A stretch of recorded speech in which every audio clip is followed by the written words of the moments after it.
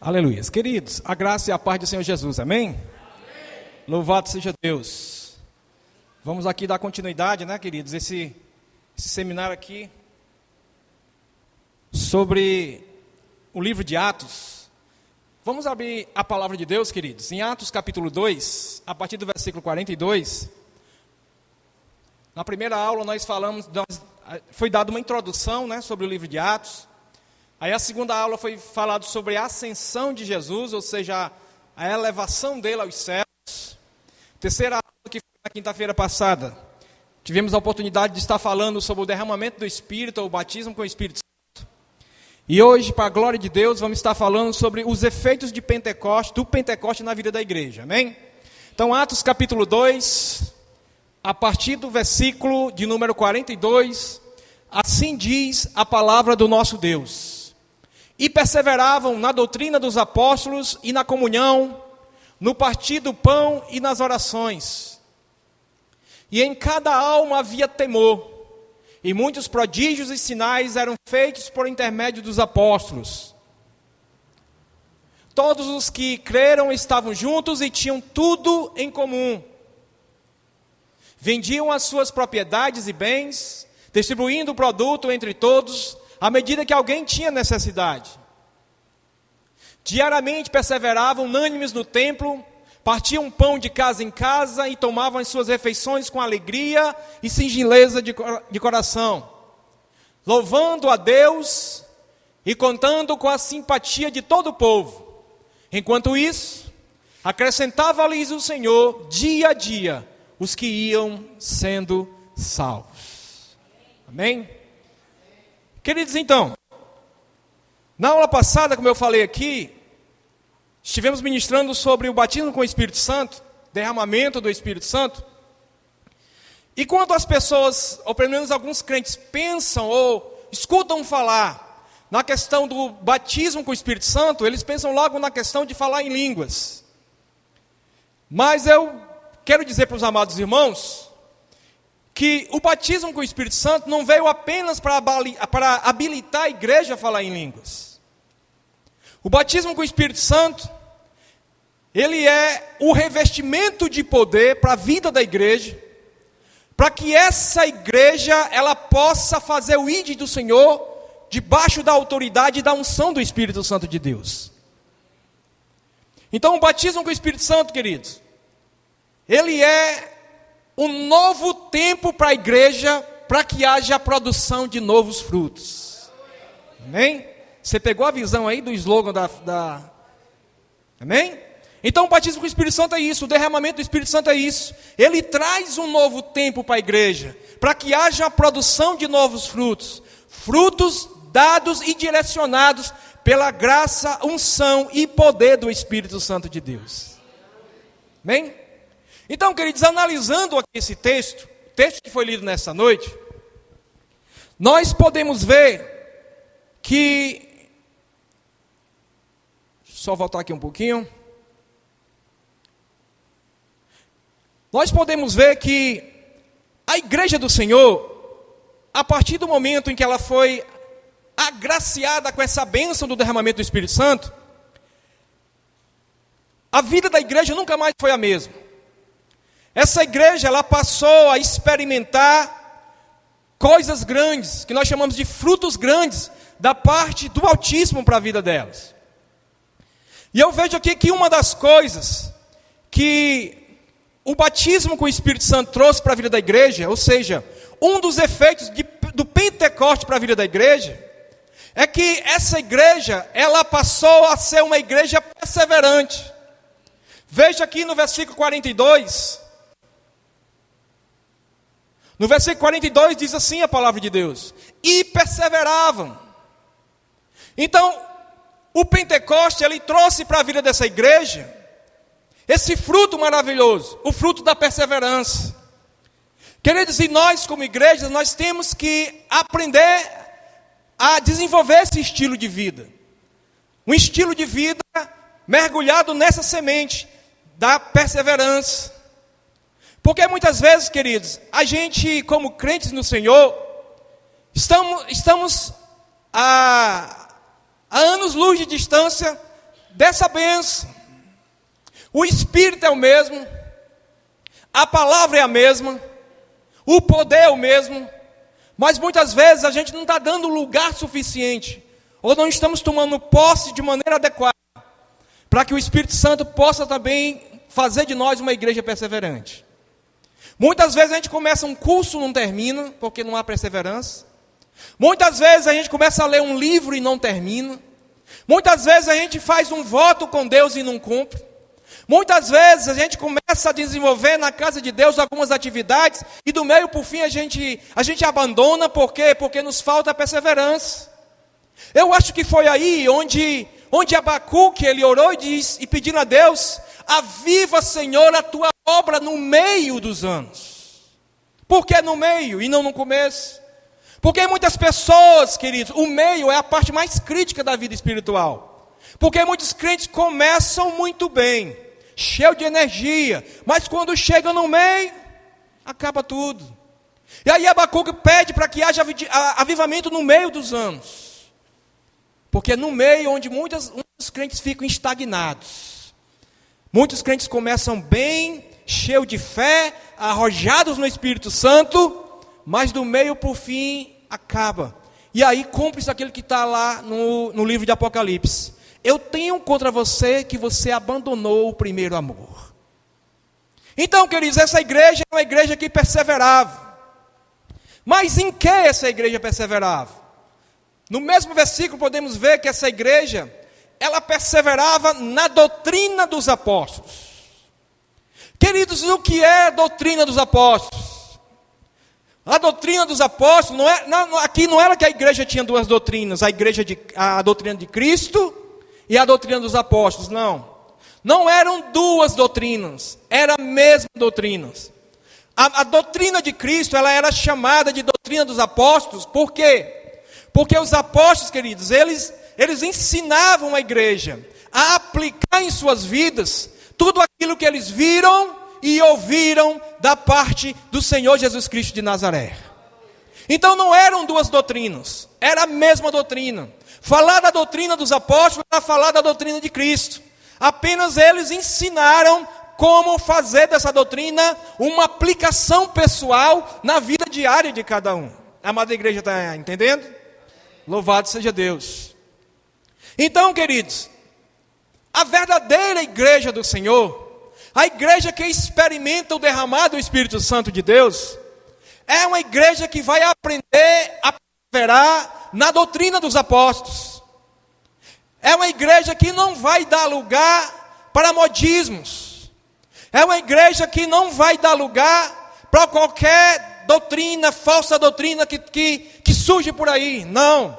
Ela vai dar lugar para aquilo que aprenderam de Deus, através dos apóstolos, seus ensinamentos, suas vidas, aquilo que eles passaram da parte de Cristo para a vida da igreja. Na autêntica igreja cristã, querido, não há lugar para heresias nem apostasias. Na igreja cristã, só há lugar para a doutrina dos apóstolos. Só há lugar para aquilo que os apóstolos ensinaram para a vida da igreja. Aquilo que eles receberam de Deus, eles ensinaram. Lá, a gente vê lá, quando estamos celebrando o ceia aqui do Senhor, que o apóstolo Paulo diz: eu recebi do Senhor o que também vos entreguei. Ou seja, a ceia do Senhor, o que ele estava passando ali, aquele ensinamento, não era um ensinamento que ele desenvolveu no seu próprio coração. Ele recebeu de Jesus e agora estava aplicando isso na vida da igreja. Então, a doutrina dos apóstolos era o ensino de Jesus, a doutrina de Jesus que estava fazendo parte agora da vida da igreja através de uma aplicação prática da parte dos apóstolos. Amém? Gálatas capítulo de número 1, a partir do versículo 6. Gálatas capítulo 1, a partir do versículo 6. Então, Gálatas capítulo 1, a partir do versículo 6 diz: admira-me que estáis passando tão depressa daquele que vos chamou na graça de Cristo para outro evangelho, o qual não é outro evangelho, senão que há alguns que vos perturbam e querem perverter o evangelho de Cristo. Mas ainda que nós, ou mesmo um anjo vindo do céu, vos pregue evangelho que vá além do que vos temos pregado, seja anátema. Paulo aqui, ele chega para a igreja da Galácia e diz: olha, eu estou admirado com vocês numa coisa, num ponto. Desculpa a expressão aqui, irmãos. Vocês estão mudando, virando a casaca. Vocês sabem o que é essa expressão? Vocês estão virando a casaca. Vocês estão abandonando o verdadeiro evangelho para seguir um outro evangelho. Na verdade, não é outro evangelho, porque só existe um evangelho verdadeiro.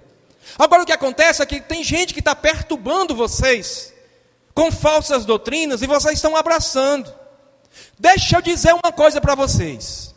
Ainda que nós quem? Os apóstolos, ou ainda um anjo vindo do céu, vos ensine, vos pregue um evangelho que vá além desse que temos ensinado para vocês, que ele seja anátema, ou seja, não receba, tenha isso como maldito, como maldição. Então, queridos, essa igreja, a igreja de Atos, é uma igreja que foi desafiada a perseverar todos os dias na doutrina dos apóstolos. Queridos, e eu fico muito feliz, porque no meio de tantas coisas que a gente escuta por aí, no meio de tantas falsas doutrinas, no meio de doutrinas que eu chamo de denorex, os antigos sabem o que é denorex, parece, mas não é, muito parecido com a verdade, mas não é. Queridos, eu fico feliz porque no meio de tudo isso, eu posso estar no púlpito hoje de uma igreja, pela misericórdia do Espírito Santo, quero deixar bem claro, não méritos meus, mas pela graça e misericórdia do Espírito Santo, eu posso estar no púlpito de uma igreja hoje, pautada e alicerçada na doutrina dos apóstolos. Porque o que cada um que sobe aqui nesse púlpito, ele ensina é Bíblia, palavra de Deus. E isso tudo é para a glória de Deus. Sabe qual é outra coisa também que essa igreja ela aprendeu a perseverar? Ela perseverar na comunhão, queridos. Lá em Atos, nosso texto base é aquele, Atos, capítulo 2, a partir do 42. E aí diz assim a palavra de Deus: e perseveravam na doutrina dos apóstolos e na comunhão, no partir do pão. Versículo 46. Diariamente perseveravam unânimes no templo, partiam pão de casa em casa e tomavam suas refeições com alegria e singeleza de coração. Ou seja, era uma igreja que aprendeu a perseverar na doutrina dos apóstolos e também na comunhão. Queridos, segundo o dicionário teológico da CPAD, comunhão significa koinonia no grego.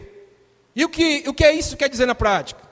Comunhão significa participar das mesmas ideias, crenças e opiniões.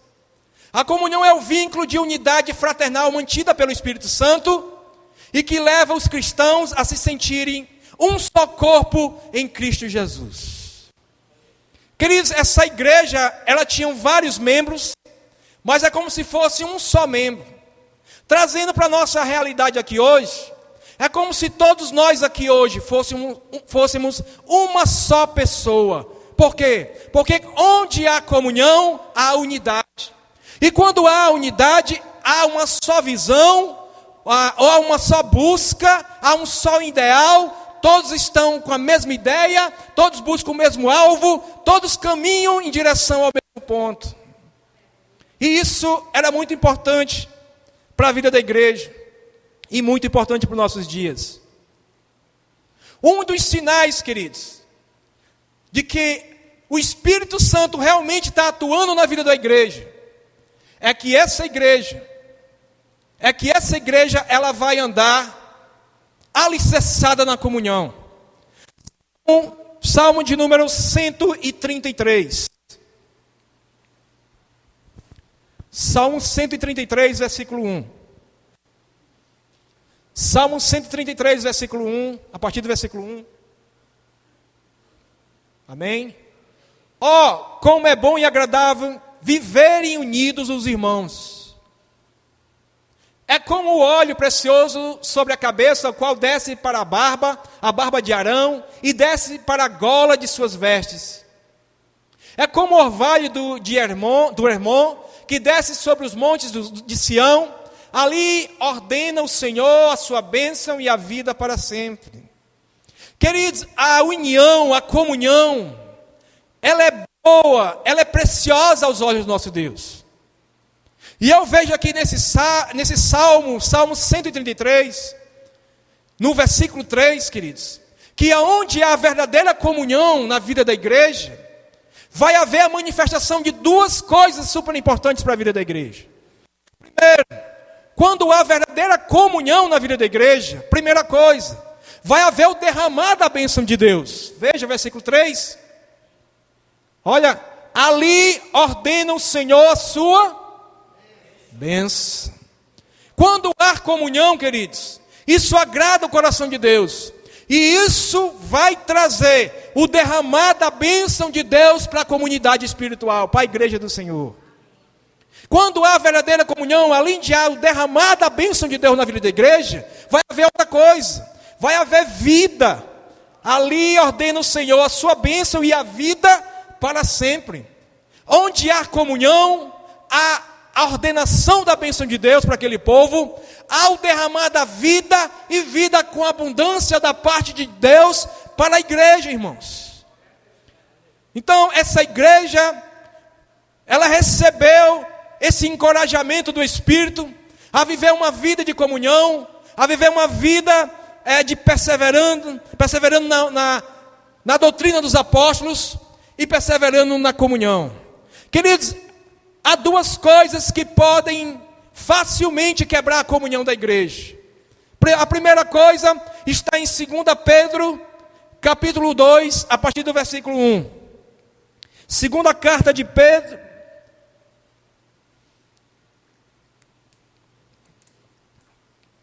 capítulo 2, a partir do 1, diz assim: assim como no meio do povo surgiram falsos profetas, assim também haverá entre vós falsos mestres, os quais introduzirão dissimuladamente heresias destruidoras, até ao ponto de renegarem o soberano Senhor que os resgatou, trazendo sobre si mesmos repentina destruição. Versículo 2. E muitos seguirão as suas práticas libertinas, e por causa deles será infamado o caminho da verdade. A primeira coisa que facilmente ela tem poder de quebrar a comunhão da igreja é quando a igreja ela dá ouvido aos falsos ensinos. Queridos, a igreja, se ela começar a se abrir para falsos ensinos, falsas doutrinas, queridos, ela vai começar a vivenciar uma confusão interior. Há pessoas que vão abraçar bem essa falsa doutrina. Outros vão dizer, não, isso não é de Deus. Isso vai começar a haver discórdia na vida da igreja. Isso vai haver confusão na vida da igreja. E aí a comunhão vai ser rompida. Então toda a igreja, queridos, que ela se abre para receber, para dar ouvidos a falsos ensinos, essa igreja vai experimentar a quebra da comunhão. A primeira quebra da comunhão vai ser a quebra da comunhão do Espírito Santo de Deus, irmãos. Porque o Espírito Santo de Deus não tem compromisso quando uma igreja resolve viver um evangelho, uma doutrina divorciada da palavra de Deus. Sabe qual é outra coisa? Que também ela quebra facilmente a comunhão no meio da igreja. E em Atos 2, capítulo 2, versículo 46.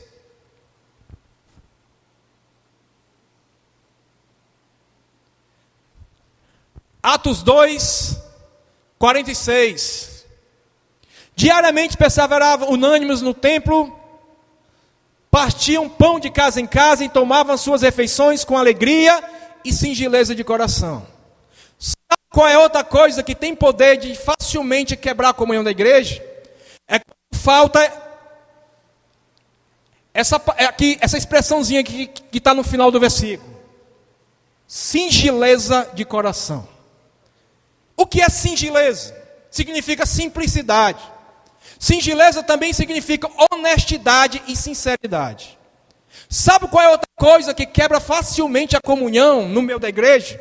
é quando a igreja resolve viver não com singeleza de coração, ou seja, com sinceridade, mas quando a igreja resolve viver uma comunhão falsa. Eu dou a paz do Senhor para o meu irmão, mas assim que ele sai, a tesoura come. É o crente coxinha. Queridos, isso quebra a comunhão. Aonde não há sinceridade, onde não há honestidade, não há a presença do Espírito Santo de Deus. Porque o Espírito Santo de Deus só age onde há verdade, sinceridade e honestidade. Sabe quem que vai agir onde não há sinceridade e honestidade? O diabo. Porque ele é mentiroso, pai da mentira. Tudo que é mentira, tudo que é hipocrisia, ele está lá no meio. Agora, tudo que é verdadeiro, santo, honesto, sincero, ali existe a presença do Deus verdadeiro. Então, se a igreja começar a dar ouvidos a falsos ensinamentos, se a igreja começar a dar ouvidos a ondas que são levantadas aí, e aí as pessoas, a onda do momento é essa, querido, sem consultar se isso tem parte com Deus ou não, abraçar, ou viver uma vida sem sinceridade, viver uma vida sem honestidade, viver uma vida de hipocrisia, queridos, isso vai levar à quebra de comunhão da igreja. No mundo antigo, queridos, quando as pessoas chegavam na cidade, os atores chegavam numa cidade, e aí eles faziam como muitos circos fazem hoje, que passam pela cidade, ali para divulgar que estão chegando naquela cidade, e que vão se instalar naquela cidade. As crianças corriam para os seus pais e diziam: papai, mamãe, os hipócritas chegaram. Ou seja, hipócritas, os atores. Mamãe, papai, os atores chegaram. Eram os hipócritas, significa atores. Então, queridos, será que o mundo lá fora precisa ver em nós hipócritas, atores? Ou será que o mundo precisa ver em nós pessoas que amam com sinceridade, pessoa que abraça com honestidade, pessoa que vive um amor fraternal, autêntico, verdadeiro e para a glória de Deus? Então, queridos, se não houver sinceridade, honestidade, vai haver quebra de comunhão na igreja. A comunhão da igreja, queridos, era algo prático. Por que eu digo isso? Porque, como podemos ver no nosso texto base de hoje, Atos 2, aquela igreja tinha um prazer de estarem juntos. Aqui no versículo 20, aqui no 46 diz: e tomavam suas refeições com alegria e singeleza de coração, né? Partiam pão de casa em casa. Então eles estavam sempre juntos. E no versículo 44,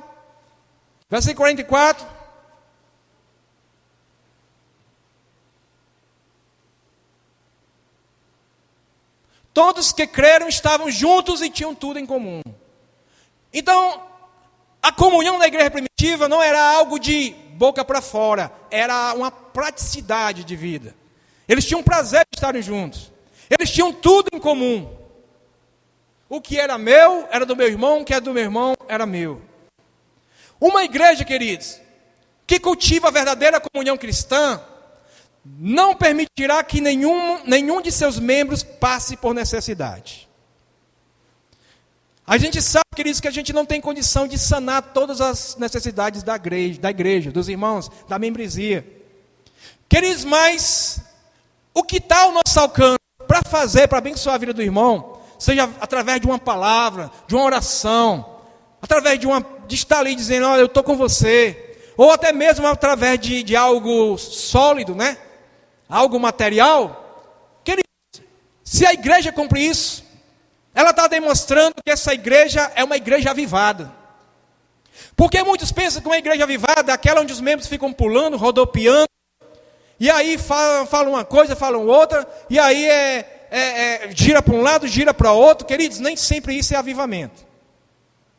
Isso pode ser muitas vezes avivamentismo, que é diferente de avivamento. Mas uma igreja, queridos, que paga o preço para ser bênção na vida do irmão, para se doar, para que o irmão venha ser suprido das suas necessidades, queridos, isso é avivamento. Isso é sinal de uma igreja que aprendeu a viver e a perseverar em comunhão. Amém? Outra coisa que podemos ver que essa igreja, ela vivia a comunhão na prática, está no versículo de número 45. Que diz: vendiam as suas propriedades e bens, distribuindo o produto entre todos, à medida que alguém tinha necessidade. Ou seja, eles aprenderam a compartilhar. Eles aprenderam a compartilhar. Então tudo isso são marcas, queridos. São marcas de uma igreja que aprendeu a viver em comunhão, de uma igreja que perseverava em comunhão.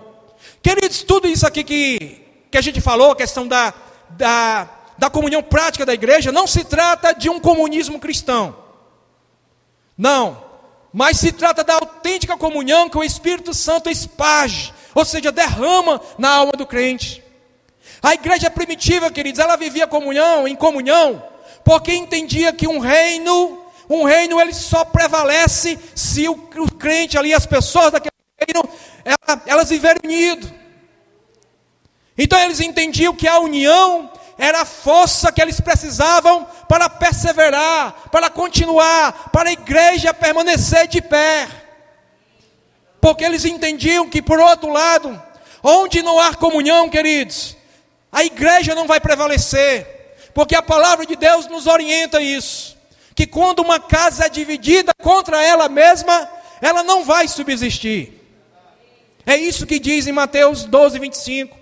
Que uma casa que é dividida, um reino que é dividido entre ele mesmo se divide, não vai prosperar, não vai subsistir. E uma casa dividida, ela também não vai subsistir. Então é por isso que eles lutavam tanto para viver em comunhão. Porque a comunhão é o segredo do sucesso. A comunhão é o segredo também para eles chegarem até o porto seguro. A comunhão era o segredo para eles experimentarem mais e mais de Deus e da presença do Espírito Santo na vida da igreja. Outra coisa que essa amada igreja, ela também perseverava, era nas orações. Veja aqui no versículo 42. E perseveravam na doutrina dos apóstolos, na comunhão, no partir do pão e nas orações. Veja que aí não é oração, é orações, plural. Isso lembra que era algo que a igreja praticava e praticava muitas vezes.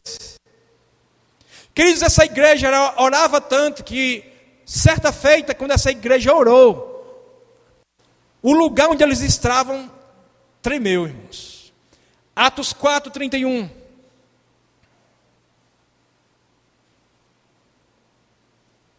Atos 4, 31. Tendo eles orado, algumas traduções diz que tendo eles acabado de orar, tremeu o lugar onde estavam reunidos. Primeira coisa, a oração deles foi algo tão tremendo, irmão, tão sincero diante de Deus, que agradou o coração de Deus e Deus respondeu com o sobrenatural. Esse tremor aqui, irmão, era a resposta sobrenatural, sinalizando que eu estou com esse povo. Eu recebi a oração de vocês. A oração de vocês e a vida de vocês alegrou meu coração. Então o lugar tremeu. Todos ficaram cheios do Espírito Santo. E com intrepidez, queridos, eles saíram para anunciar a palavra de Deus. Louvado seja Deus. Ainda hoje, queridos, precisamos dessa oração, dessa vida prática de oração. Ainda hoje precisamos perseverar na vida de oração, queridos. Porque nós estamos aí diante da pós-modernidade. E a pós-modernidade, ela tem muitos imperativos que querem ditar a regra para a sociedade, querem ditar a regra para as famílias, querem ditar a regra para os casais, e querem ditar a regra para a vida da igreja. E a igreja precisa mais do que nunca estar em oração, para dizer não para os imperativos da pós-modernidade, e sim para os imperativos da palavra do glorioso Deus. Dizer não para que as coisas nefastas que a pós-modernidade quer trazer para a vida da igreja, e assim destruir a força da igreja. A igreja precisa está em oração, para que haja ali o tremor de Deus naquele lugar, para que haja tremor de Deus nos corações, a igreja seja cheia do Espírito Santo, e de maneira ousada, ela saia para anunciar a palavra de Deus, para dizer que só Jesus Cristo é o verdadeiro Senhor, é o único Salvador, é Rei dos Reis e Senhor dos Senhores. Louvado seja Deus.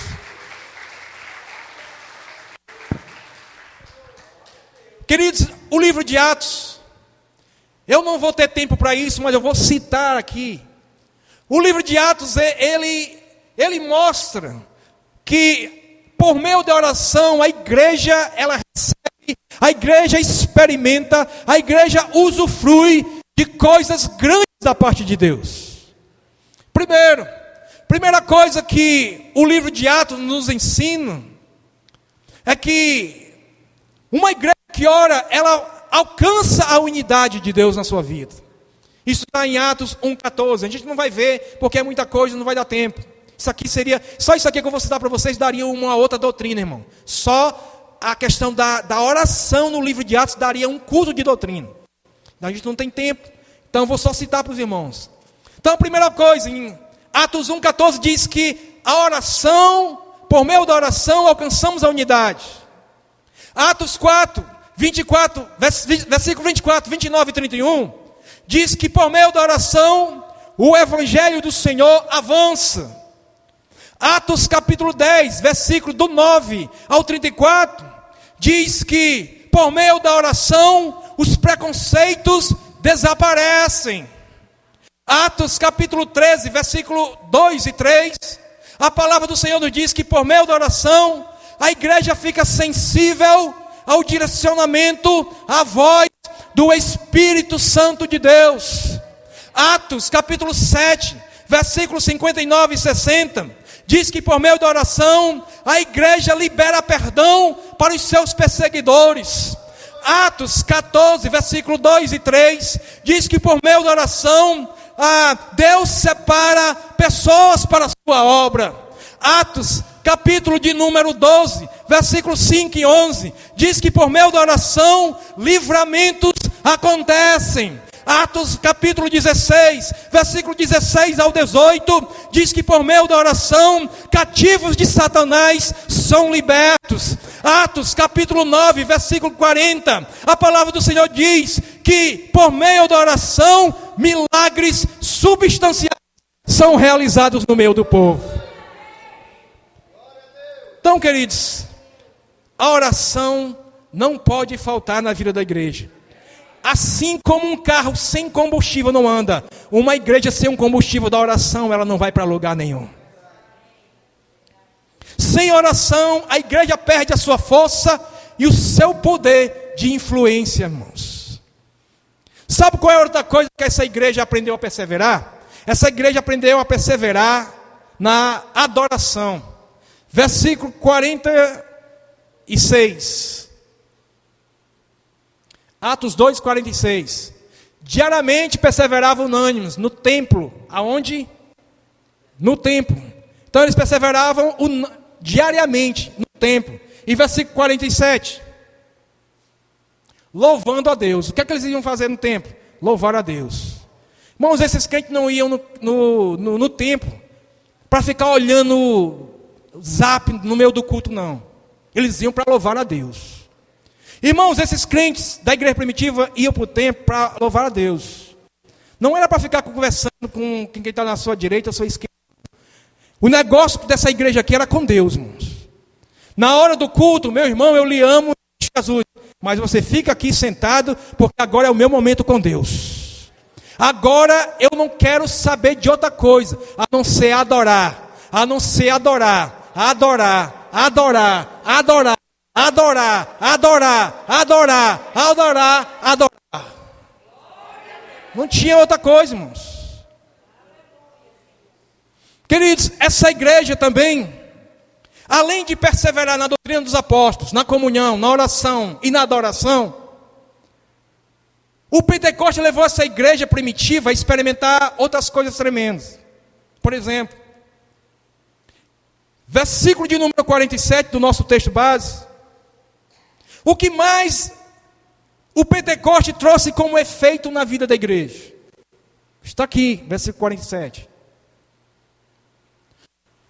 Louvando a Deus e contando com a simpatia de todo o povo. Sabe qual outro efeito do Pentecoste na vida da igreja? É que essa igreja ela passou a conquistar o coração da comunidade onde eles estavam inseridos.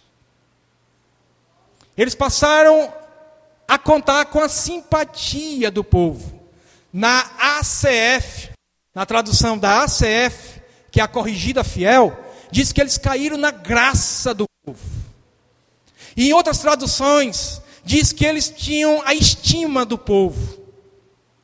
Então, queridos, outro efeito do Pentecostes é que essa igreja, ela passou a conquistar a comunidade onde eles estavam inseridos. Queridos, a coisa pior que tem para a vida de uma igreja, é essa igreja passar 50 anos no bairro, e um dia se ela sair dali, ninguém nunca nem percebe se ela saiu. Por quê? Porque não influenciou em nada na vida da comunidade. Mas uma igreja que influencia na vida da comunidade, se um dia ela sair dali, a comunidade sente o abalo.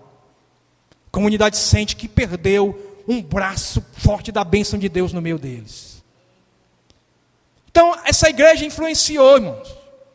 Ela influenciou. Onde eles estavam, as pessoas gostavam. As pessoas queriam mais e mais eles ali por perto. Por quê? Porque eram crentes que a sua comunidade. Eles aprenderam a abençoar a sua comunidade.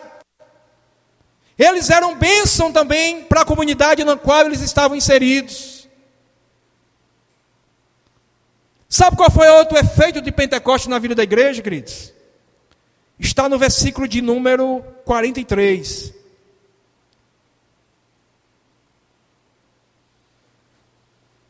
Em cada alma havia temor. Em algumas traduções dizem, em cada um havia temor. Sabe o que foi o outro efeito do Pentecostes na vida da igreja? Essa igreja aprendeu a desenvolver uma vida de temor a Deus. Irmão, Provérbios 1,7 diz que o temor do Senhor é o princípio da sabedoria. Um crente sábio, uma igreja sábia, é aquela que teme a Deus. Temer a Deus nesse contexto, queridos, não é ter medo de Deus. Temer a Deus nesse contexto significa honrar a Deus, respeitar a Deus, honrar a Deus e respeitar a Deus de maneira tão profunda que leva o crente a viver em obediência a Deus. Isso é temor a Deus. O meu temor a Deus vai me fazer a respeitar a Deus, vai me fazer respeitar a palavra de Deus, vai me fazer respeitar o rebanho de Deus, vai me fazer respeitar a liderança que Deus tem levantado sobre a minha vida, vai me levar a respeitar a Deus de tal forma que um grande prazer do meu coração vai ser andar em obediência a esses 66 livros da Bíblia Sagrada. Esse é o temor a Deus. Essa igreja, ela vivia nesse temor a Deus. Vivia nesse respeito, nessa honra para com Deus. É tanto, querido, que mais na frente em Atos dos Apóstolos, você vai ver que quando os apóstolos foram presos, e aí disseram para eles, eu vou soltar vocês agora, mas vocês não podem mais pregar esse nome aí que vocês estão pregando. Aí um olhou para o outro e diz, antes importa fazer a vontade de Deus do que a dos homens. Por quê? O temor a Deus leva a igreja a obedecer ao Senhor da igreja acima da voz humana. Queridos, nós temos orientações de Deus para seguirmos as leis. Nós temos essas orientações. Mas quando são colocadas leis que querem passar por cima dos ensinamentos da palavra de Deus, cabe à igreja decidir se ela vai ficar com a lei levantada por um homem, muitas vezes ímpio, que quer destruir a comunhão da igreja com Deus, ou se ela quer viver na lei de Deus, no evangelho do Senhor, glorificando a Deus, adorando a Deus, dizendo não para o pecado e somente sim para a palavra do Senhor. Ela tem que decidir. Sabe qual foi outro efeito do Pentecostes na vida da igreja? Versículo de número 43. E em cada alma havia temor, e muitos, irmãos, não eram apenas poucos, muitos prodígios e sinais eram feitos por intermédio dos apóstolos. Sabe o que foi isso? O Pentecostes levou a igreja a desfrutar de muitos milagres da parte de Deus. Queridos, prodígios e sinais são sinônimos de milagres. E eram muitos que o Espírito Santo, por intermédio dos apóstolos, ministrou na vida da igreja. E eu quero dizer no nome do Senhor Jesus, que a gente há 2 dias atrás completamos 12 anos de igreja, 12 anos de ministérios, muitos sinais, muitos prodígios, muitos milagres foram feitos aqui. Mas eu creio, irmãos, eu creio que estamos entrando para desfrutar num novo tempo de Deus. E esse novo tempo de Deus vai trazer frutos novos de Deus para nossas vidas. Esse novo tempo de Deus vai nos fazer experimentar, por parte dos nossos pastores, por parte dos nossos líderes, e principalmente por parte do Espírito Santo de Deus, vai nos levar a desfrutarmos de muitos prodígios, sinais, milagres, maravilhas da parte de Deus. Eu creio para a glória do Senhor. Amém? Louvado seja Deus. Você crê assim também? Queridos, é um novo tempo, queridos. É um novo tempo. Eu creio que tudo que Deus fez aqui é muito maravilhoso. É bom, é agradável. Queridos, mas o Senhor tem muito mais para nossas vidas, como igreja. O Senhor tem muito mais para mim e para a sua vida, irmãos. O Senhor tem muito mais para as famílias desta casa. O Senhor tem muito mais para os casais dessa casa. O Senhor tem muito mais para a liderança dessa casa. O Senhor tem muito mais para cada membro e congregado desta casa. Queridos, não podemos colocar o nosso Deus numa caixinha e limitar o operar de Deus. Queridos, eu lembro que uma vez um irmão, logo quando eu cheguei aqui na igreja, ainda se reunia lá na associação. E aí eu lembro que um irmão de uma igreja que eu havia saído. E aí o irmão disse: irmão, você está congregando aonde? Eu digo: estou congregando numa igreja, lá no Gereissati 3. E o irmão disse: irmão, e como é o nome de lá? Eu disse: é a Igreja Evangélica Sem Fronteiras. Ele olhou para mim e disse assim: ah, é a igreja da TIM, né? TIM, né? A TIM que é Sem Fronteiras. Eu disse: irmãos, vou te dizer uma coisa, no nome de Jesus. Não há fronteiras para uma igreja que serve ao Espírito Santo de Deus. O nome lá Sem Fronteira, irmãos, não foi por falta de opção, e nem foi por falta de criatividade, não. O nome Sem Fronteira é porque cremos que não pode existir barreiras geográficas, barreiras humanas, barreiras espirituais, barreiras do inferno, para impedir a igreja avançar e fazer a obra de Deus. Porque está escrito na sua palavra que as portas do inferno não prevalecerão contra a igreja do Senhor. E eu quero parafrasear dizendo que as portas do inferno não prevalecerão diante do avanço da Igreja Evangélica Sem Fronteiras, para a glória do Espírito Santo de Deus. Louvado seja Deus.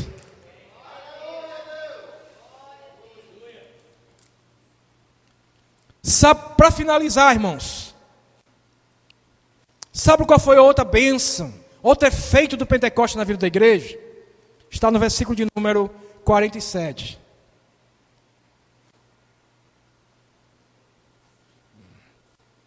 Louvando a Deus e cantando e contando com a simpatia de todo o povo. Enquanto isso, enquanto isso é poderoso, irmãos.